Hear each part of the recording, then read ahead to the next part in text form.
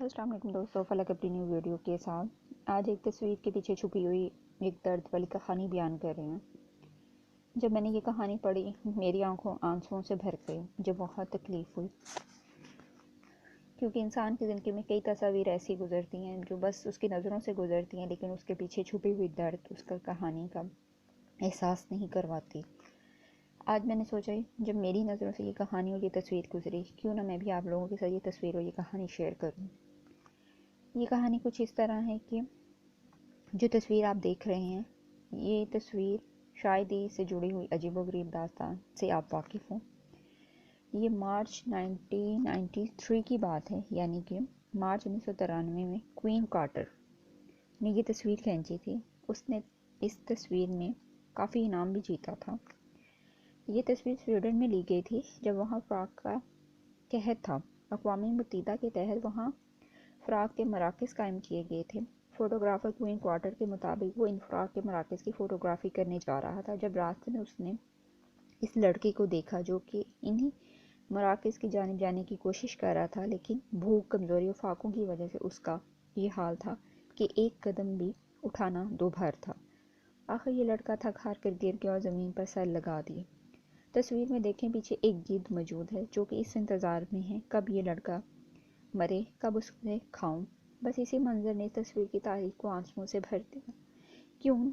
Queen quarter ने यह तस्वीर न्यूयॉर्क की टाइम्स को भेजी और न्यूयॉर्क टाइम्स के मुताबिक जब उन्होंने ये तस्वीर शाया की तो उसे काफ़ी पजीराई भी मिली और काफ़ी लोगों की कॉल्स भी आई। काफ़ी लोगों ने उनसे रब्ता भी किया कि आखिर उस लड़के का अंजाम क्या हुआ। वो जानना चाहते थे क्या वो लड़का बच गया, लेकिन न्यूयॉर्क टाइम्स वाले खुद इसके अंजाम से बेखबर थे। बात यहीं ख़त्म नहीं होती। फ़ोटोग्राफ़र क्वीन कार्टर ने, जिसने ये सारा मंजर कैमरे में कैद किया, वो इस तस्वीर के बाद अक्सर उदास रहने लगा। वो डिप्रेशन का मरकज़ बन गया। आखिर उसमें मौजूद मंजर ने उस फ़ोटोग्राफ़र को अपनी जान लेने पर मजबूर कर दी, क्योंकि 33 साल की उम्र में खुदकुशी कर ली। क्वीन कार्टर ने 33 साल की उम्र में खुदकुशी कर ली। उसकी खुदकुशी का तरीका भी बहुत अजीब था। वो अपने घर के पास वाले उस मैदान में गया जहाँ वो बचपन में खेलता था। उसने अपने कार के सिलेंसर में एक ट्यूब फिक्स की और उस ट्यूब को ड्राइविंग सीट वाली गाड़ी से कार के अंदर ले आया। तमाम खिड़कियाँ, तमाम दरवाजे लॉक कर दिए और गाड़ी स्टार्ट कर दी। गाड़ी में सिलेंसर से निकलता हुआ धुआं भरना शुरू हुआ। धुएं में कार्बन मोनोऑक्साइड होती है जो कि जानलेवा होती है। इस कार्बन ने उसकी जान ले ली। कुछ लोगों के मुताबिक उसकी मौत की वजह उसके ज़मीर की खालिश थी, जो उसे रात दिन सोने नहीं देती थी। जब उसे तस्वीर खींचने के बाद इनाम दिया गया तो बहुत सी तंजीमों ने इस पर शदीद एतराज़ात किए। लोग उससे पूछते थे कि उसने तस्वीर तो बना ली, मगर उसने उस बेबस बच्चे की जान बचाने के लिए कोई इकदाम क्यों नहीं उठाया। वो चाहता तो उसे बचा सकता था, मगर उसने ऐसा क्यों नहीं किया।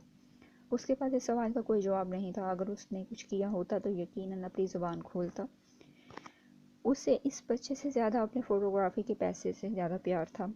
बस यही हालात उसे रात भर सताते रहते और वो चैन की नींद नहीं सो सकता था। और उसने खुदकुशी कर ली। इसी तस्वीर ने उसे दुनिया में शोहरत दी और यही तस्वीर उसकी खुदकुशी की वजह भी बनी।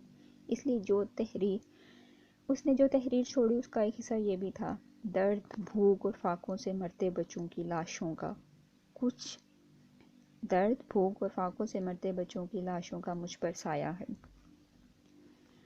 मैं इस तहरीर के बारे में जो मैंने न्यूयॉर्क टाइम्स में पढ़ी, मुझे काफ़ी तकलीफ़ हुई। मैंने सोचा आप लोगों के साथ शेयर करूं। अब मैं इस पे कहने से बिल्कुल कासर हूँ कि इसका क्या नतीजा निकला। बस इतना निकला कि कभी भी किसी की बेबसी पे अगर आपको नज़र भी आ जाए तो प्लीज़ अगर उसकी हेल्प कर सकते हैं तो उसकी हेल्प करें। अल्लाह ताला ही है जो हमें ये तौफीक देता है कि हम किसी के काम आ सके। अगर आप ऐसा नहीं करेंगे तो सारी ज़िंदगी वो तकलीफ़ आपके अंदर एक बोझ बन जाएगी, आपको जीने नहीं देगी। अपनी राय से प्लीज़ मुझे आगाह कीजिएगा। आज की मेरी वीडियो आपको कैसी लगी।